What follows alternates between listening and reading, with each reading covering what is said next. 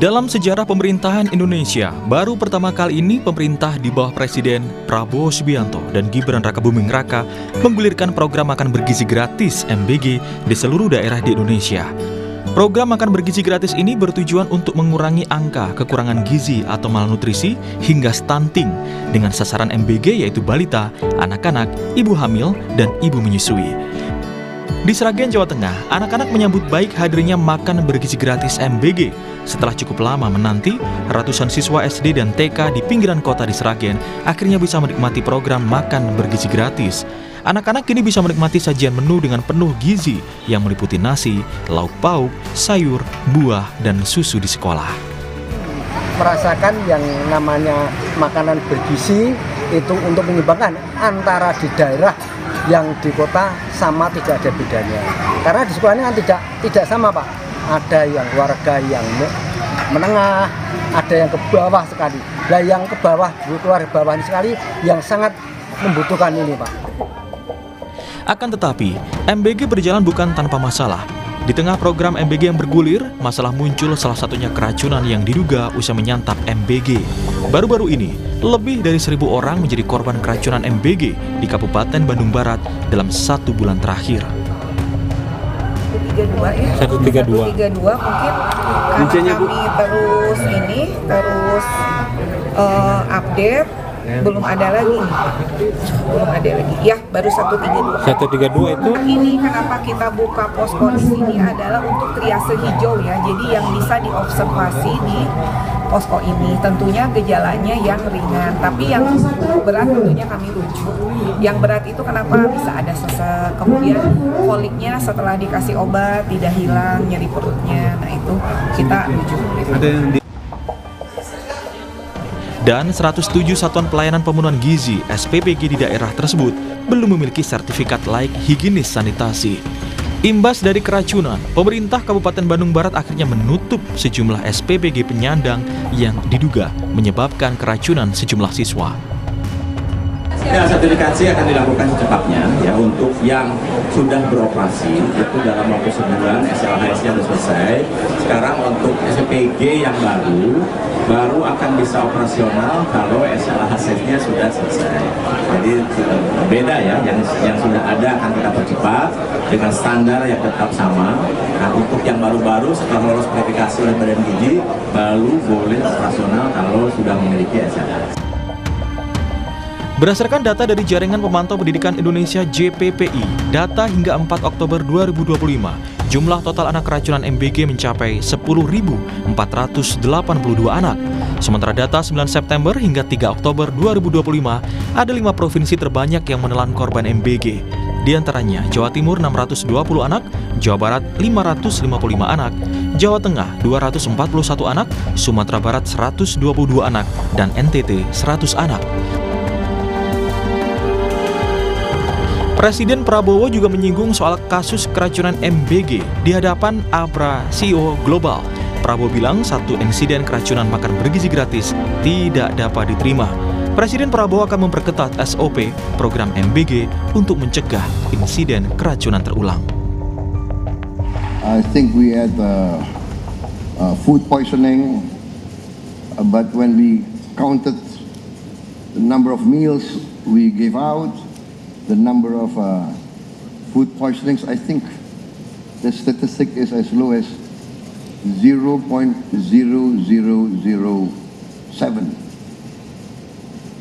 which I think is not, I mean, even one poisoning is not acceptable. But I think in any human endeavor to have a zero defect or zero accident or zero mistake, I think is very rare in human endeavor.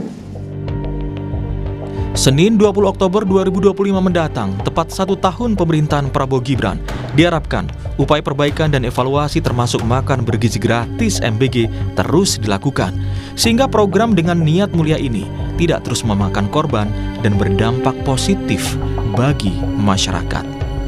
Tim Liputan, Kompas TV.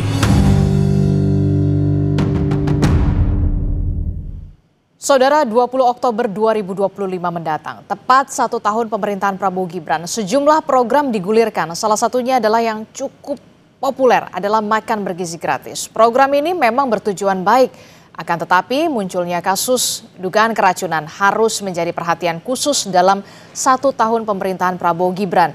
Lalu bagaimana mengevaluasi program MBG ini? Pagi ini kita akan bahas bersama dengan sejumlah narasumber melalui sambungan daring. Sudah hadir diantaranya Pak Edi Wuryanto, anggota DPR RI dari fraksi PDI Perjuangan. Kemudian ada Mas Teguh Rifki yang merupakan ekonom makroekonomi dan pasar keuangan dari LPM FEB UI. Pagi semuanya, selamat pagi Bapak-Bapak, Assalamualaikum, apa kabar? Waalaikumsalam. Pagi, Mbak. Selamat pagi. Ya, ini kan kita tahu ya 20 Oktober atau hari Senin mendatang tepat 1 tahun pemerintahan Prabowo Subianto dan juga Gibran Rakabuming. Dan kita tahu pula program makan bergizi gratis ini sudah bergulir juga hampir 1 tahun. Saya ingin bertanya dulu ke Pak Edi Wuryanto, wakil kita di Senayan. Pak Edi, bagaimana pandangan Anda secara umum terhadap implementasi program MBG selama 1 tahun terakhir ini? Kalau bisa dikatakan nilainya berapa nih? Dari skala 1 sampai 10, Pak Edi.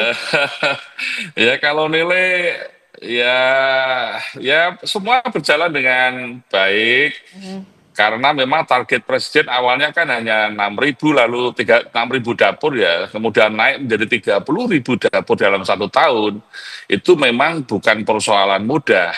Di satu sisi BGN lembaga baru dengan struktur organisasi baru, lalu pejabatnya juga baru, maka di perjalanannya pasti banyak mengalami masalah di sana sini. Tetapi bahwa politik anggarannya sudah baik, politik kebijakannya yang sedang mencari model. Maka saya bisa menyadari bahwa perpresnya sampai sekarang belum turun. Betul. Meskipun Pak Presiden kemarin menyatakan 5 Oktober perpres itu akan turun. Dari sini kita bisa analisis bahwa kalau policy-nya belum clear betul, belum yakin betul, maka saya yakin Presiden tidak akan yakin dengan perpres yang akan dia keluarkan. Karena itu dampaknya adalah kualitas SPPG yang sudah berdiri itu ragamnya bervariasi. Apalagi sejak awal memang dari sisi kualitas misalnya SLHS, sertifikat penjamin makanan, HACCP itu dari awal tidak dilakukan dengan baik. Bahkan sampai saat ini catatan saya masih hanya 323 dari seluruh SPPG yang sudah operasional ada 11.567 itu baru memiliki SLHS. Maka ini yang masih mengkhawatirkan bahwa kalau ini kita biarkan semakin tambah jumlah dapur pasti keracunan akan meningkat. Maka pemerintah harus bekerja keras, regulasinya perpres harus diturunkan karena melibatkan banyak pihak kan. 82 juta penerima manfaat tidak hanya bisa diselesaikan oleh BGN sendiri, tapi melibatkan kementerian dan lembaga lain, pemerintah daerah, partisipasi aktif masyarakat di dalam mendukung program ini. Karena 82 juta penerima manfaat bukan jumlah kecil, apalagi wilayah geografi kita sulit, maka menurut saya hal ini menjadi perhatian penting. Yang kedua, soal keadilan sosial. Kita tahu kan kalau bicara soal meningkatkan kualitas SDM, stunting, itu ada di desa-desa, ada di 3T.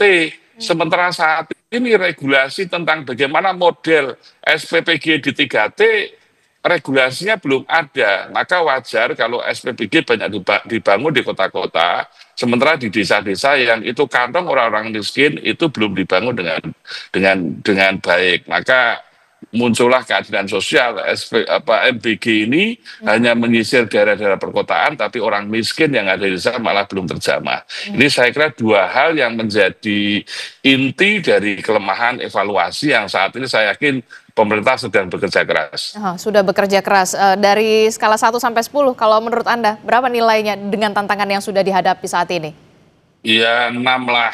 Ya, kalau 5 ke bawah ya kita harus hormati kerja kerasnya lah. Tapi untuk mencapai kesempurnaan, karena dari sisi anggaran sudah oke, tapi politik kebijakan dan politik regulasinya itu masih lemah. Oke, politik kebijakan dan juga politik regulasinya. Saya mau ke Mas Teguh Rifki dulu. Mas Teguh, dari perspektif perspektif ekonomi, bagaimana Anda melihat cost effectiveness dari program MBG ini setelah 1 tahun berjalan, Mas Teguh? Iya, pertama MBG ini adalah bentuk program populis dengan misalokasi anggaran yang cukup besar ya. Jadi kalau kita lihat cost effectiveness ini sangat-sangat tidak efektif. Kalau kita bandingkan dengan program serupa di banyak negara lain, ini sebetulnya MBG di Indonesia itu adalah yang termahal di dunia.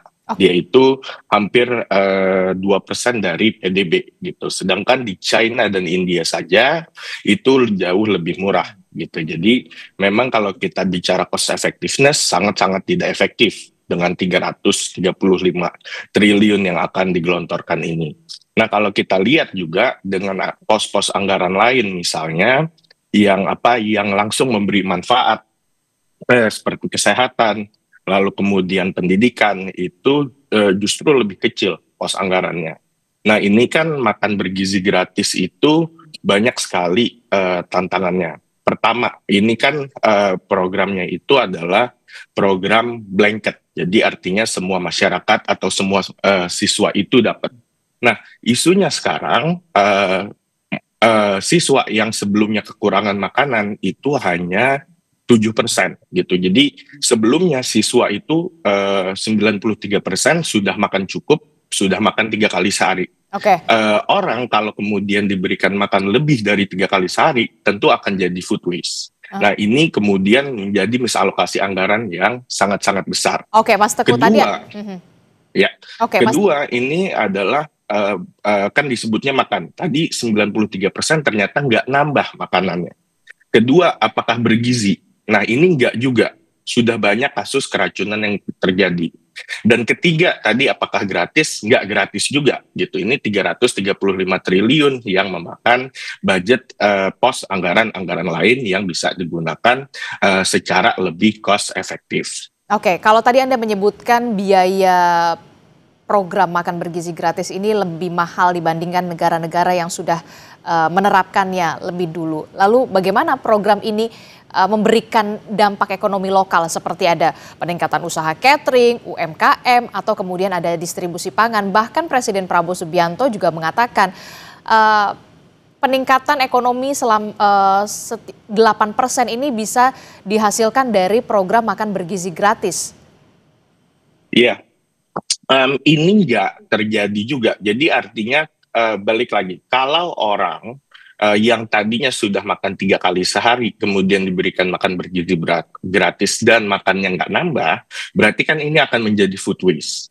Atau kemudian kalau tadi hanya 7% siswa di seluruh Indonesia yang butuh tambahan makanan atau kekurangan makanan, berarti kan 93%-nya ini akan menjadi waste, akan menjadi misalokasi, akan menjadi sia-sia. Nah, ini kalau orang tidak nambah makannya, artinya adalah saat ada dapur MBG baru, saat ada aktivitas ekonomi baru dari SPPG, di saat yang sama maka ini akan mematikan kantin lokal, UMKM lokal, pedagang lokal. Jadi ini juga nggak kemudian membuat aktivitas ekonomi di daerah itu bertambah, tapi berpindah dari yang tadinya makan dari kantin sekolah ini ke MBG. Nah, perpindahan ini berarti memindahkan uang dari kantong UMKM lokal ke pemilik usaha MBG atau SPPG ini yang bisa jadi tidak berada di daerah tersebut. Yang jadi pertanyaan saya selanjutnya kemudian begini, apa yang kemudian harus menjadi fokus ke depan dalam fase berikutnya tentu saja agar program ini lebih tepat sasaran dan berkelanjutan secara fiskal, tidak ada misalokasi anggaran seperti yang tadi Anda katakan, Mas Teguh? Iya, sesuaikan apa yang menjadi tujuan program dengan programnya itu sendiri. Makan bergizi gratis, berarti itu adalah program untuk membuat siswa yang tadinya nggak makan menjadi makan. Yang tadinya makannya nggak bergizi menjadi bergizi, bukan keracunan. Dan ini memang tidak, yang gratis artinya tidak menyia-nyiakan sumber daya. Ini data Susenas dari BPS menunjukkan hanya 7% siswa yang kekurangan makan. Jadi kenapa kemudian diberikan 100% terhadap siswa? Ini kan misalokasi anggaran yang sangat besar. Ini betul-betul perlu dievaluasi. Lalu kemudian apakah bergizi kalau kemudian ratusan ribuan siswa itu keracunan?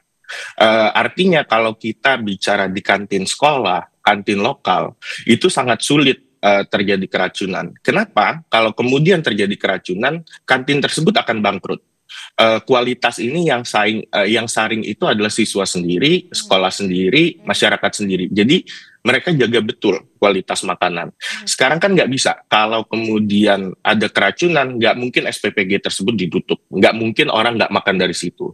Sedangkan sebelumnya di kantin, kalau ada yang keracunan beli di kantin A, dia bisa beli kantin B. Kantin A itu akan bangkrut dengan sendirinya. Di sini nggak ada mekanisme pasar yang terjadi.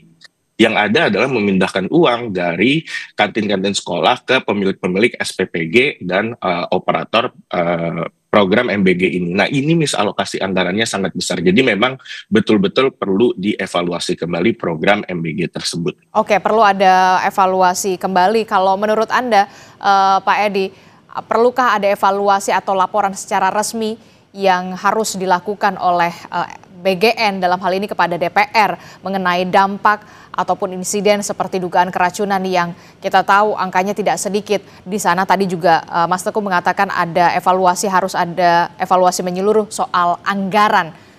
Pak Edi. Ya, evaluasinya kan pemerintah masih kerja keras untuk menaikkan kualitas SPPG ya. Dari seluruh instrumen yang ada agar memenuhi PP 86, lalu memenuhi peraturan Menteri Kesehatan. Lalu yang kedua, memang keterlibatan pemerintah daerah tidak bisa dihindari dalam konteks ini.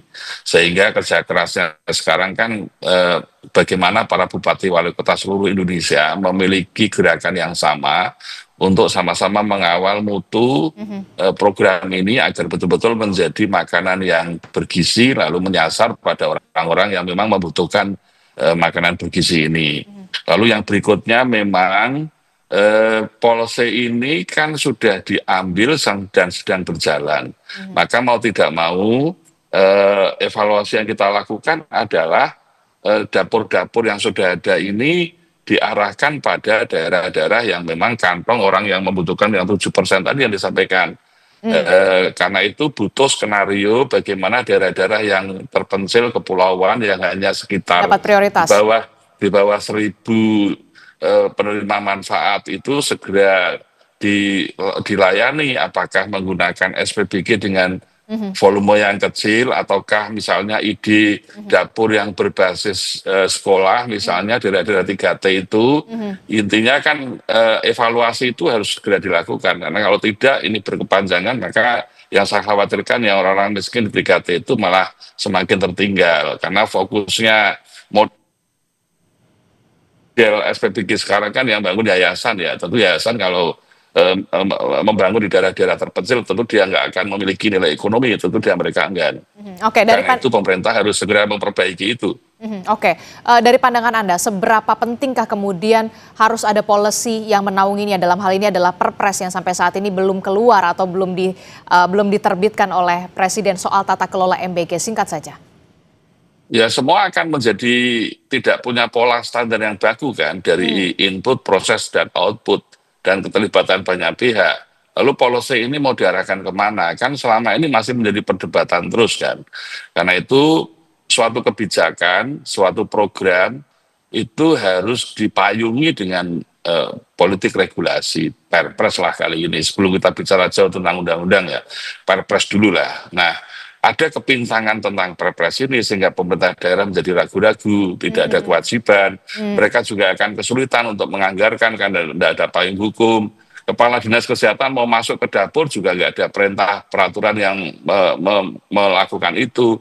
Lalu misalnya para guru, kepala Dinas Kesehatan di kabupaten kota mau terlibat aktif. Ini kan semuanya jadi trafficnya jadi crowded kan. Sehingga memang dari awal kami sudah menyampaikan bahwa politik regulasi Perpres itu menjadi sangat penting. Nah sampai saat ini kan itu belum dilakukan oleh pemerintah, maka yang sedang kami tunggu itu. Terakhir saya ke Mas Teguh. Mas Teguh, jika Anda diminta untuk memberikan masukan ke pemerintah, reformasi apa yang paling mendesak dalam pelaksanaan program makan bergizi gratis ini? Singkat saja. Pertama, di stop dan dievaluasi. lalu kemudian reevaluasi kembali anggarannya dan tujuannya. Mungkin itu.